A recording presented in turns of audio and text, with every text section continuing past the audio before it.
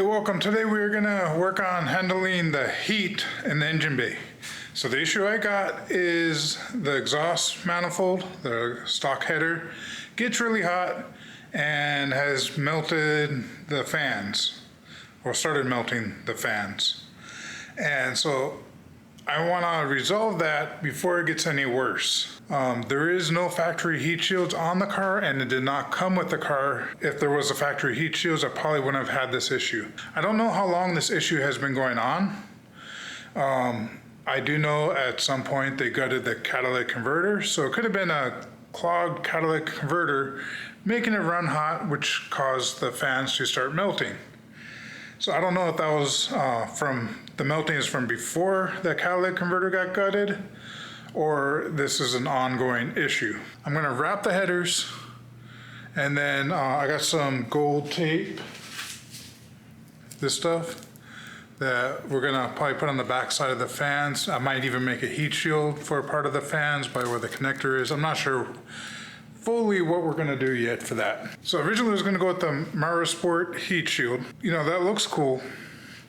But my issue with using that is the fact that it only covers the top part and does not cover the bottom part of the header. And I was having melting in both places. The other part is, to install the heat shield, you need to take off the radiator fans, and I just didn't want to do that.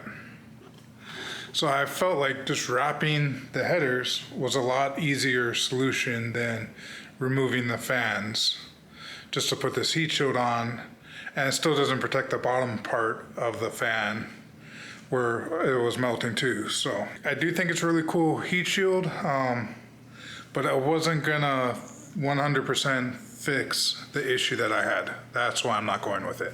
The owner, Sport, seems pretty cool. So nothing against them.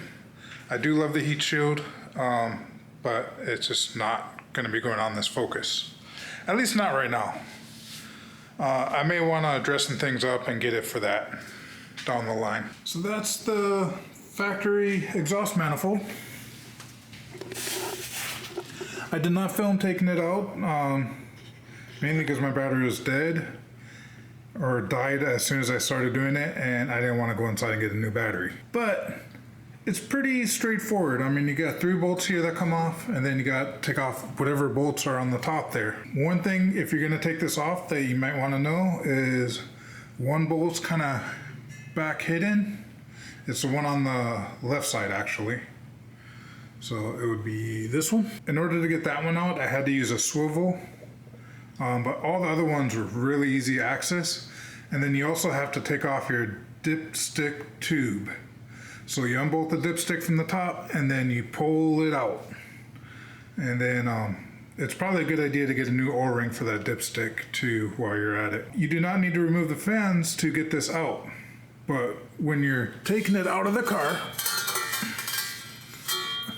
the trick is when you pull it back, you have to tilt it to the right and then slide it down with it being tilted to the right. So if you can rotate the thing where it's like diagonal, it'll then, and then push it towards the transmission, it will then come out, and it comes out pretty easily actually at that point.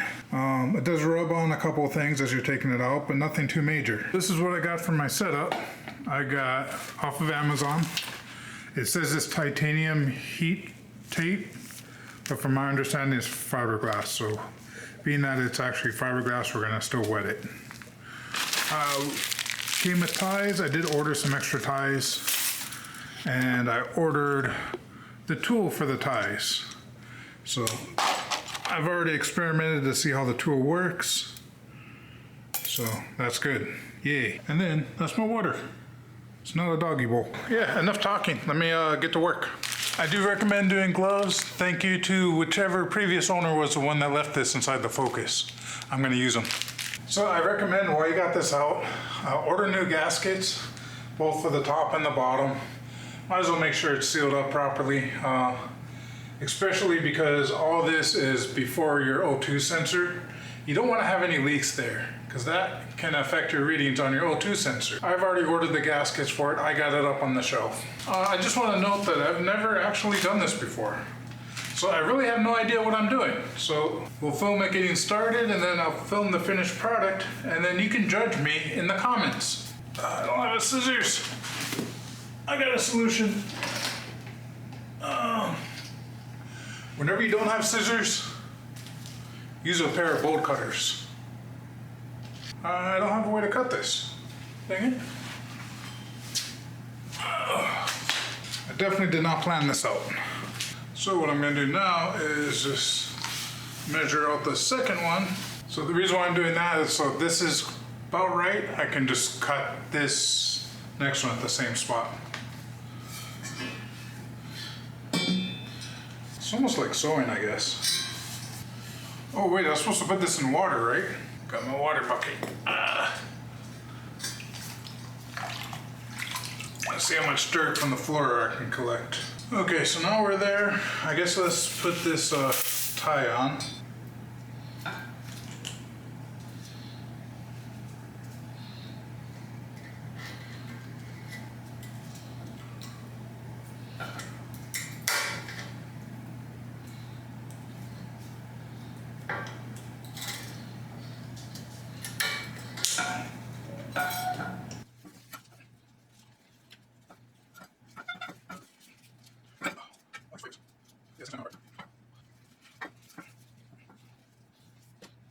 I have to say, so far this has been like really easy.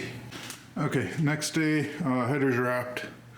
So I took my time up on this part here where people see, and then I just said like F it and on the rest of it. So the rest of it isn't very pretty. You can see over here there's some melting. Let me brighten it up.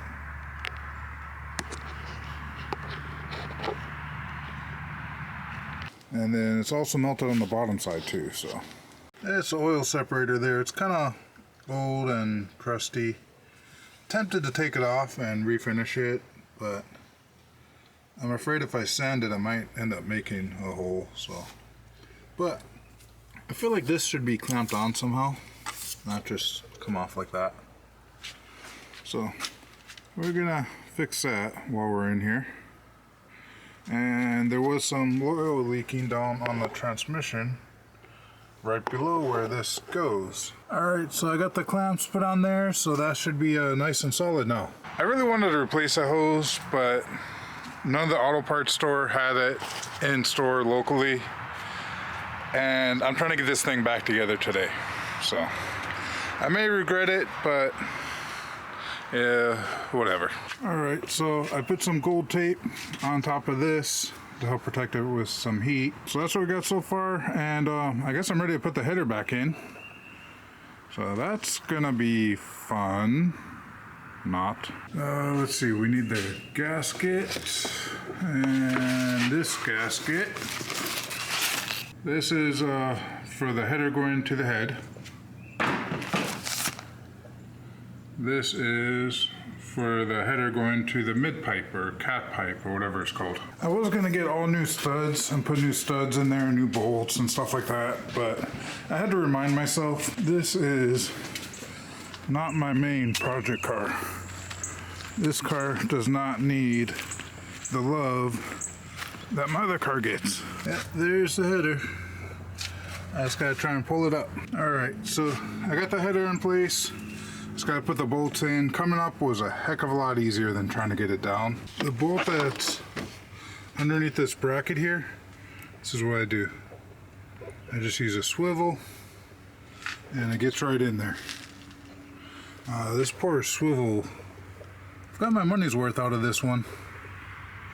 It's getting beat up. I don't know how much longer it's gonna last. Husky, so I believe it's a lifetime warranty, so I'll probably just swap it out when I break it. Okay, I just messed up. I'll show you what I did. So I tightened everything up here. So that is good. That I can't get the flange onto there because of those studs that's on the flange. And I can't seem to pound them out, so. And the exhaust, I can't push it far enough back for those studs to clear that flange. I am going to give up on this and just deal with the fact that I fucked up and unbolt that again. It's not a huge issue. just something to keep in mind. Get the bottom side bolted before you fully tighten the top. Maybe for the 1 or 2 people doing this, maybe I'll save them some hassle if they didn't realize this. This is probably common sense that I just didn't think about. I'm not a mechanic. I've never claimed to be a mechanic, so I don't know what the hell I'm doing half the time. All right, I'm gonna get that done, and then yeah, we'll try and get this thing started in a minute, and once everything's bolted. All right, so we got the car running. Gonna let it burn off whatever's in the wrap thing, but it's smoking.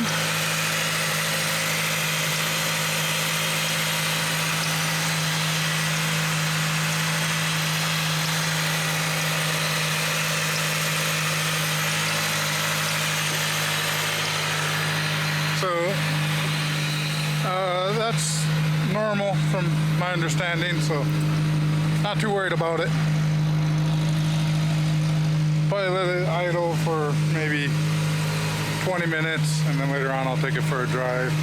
But anyway, thank you for watching. Aloha, peace out. See you in the next video.